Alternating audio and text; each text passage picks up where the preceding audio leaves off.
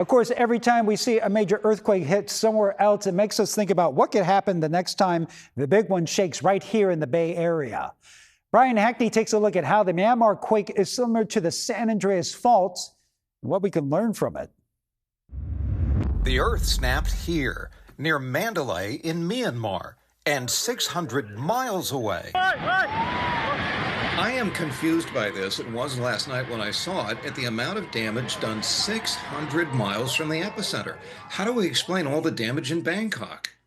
I can't explain it either. Ross Stein is a geophysicist with Temblor Incorporated and a lecturer at Stanford. It is so far away to produce such damage. Now, likely it is that this was an extremely poorly built building or buildings, and that what an earthquake does, even with extremely modest shaking, is to find those buildings and tear them down.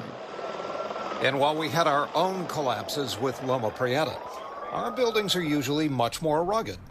But we do have our faults. Ross, what's the analog to this quake in the Bay Area? Do we have an analog? Just about every large earthquake we've seen on the San Andreas is an analog for what we've seen today. And that's because the Sagang Fault is a dead ringer for the San Andreas. They're both about 600 miles long. They're both slipping at the same speed, about an inch a year. And they both have a history of very large earthquakes. The fault that produced today's quake has had 10 large quakes since 1900.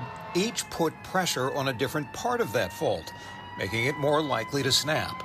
We have the same problem in the Bay Area, but our own great quake actually gave us a break. We've been living during the glory days of 1906 that dropped the stress on the part of the fault in the Bay Area where we live. Right now we have a major fire. But as Loma Prieta proved, that can't last forever.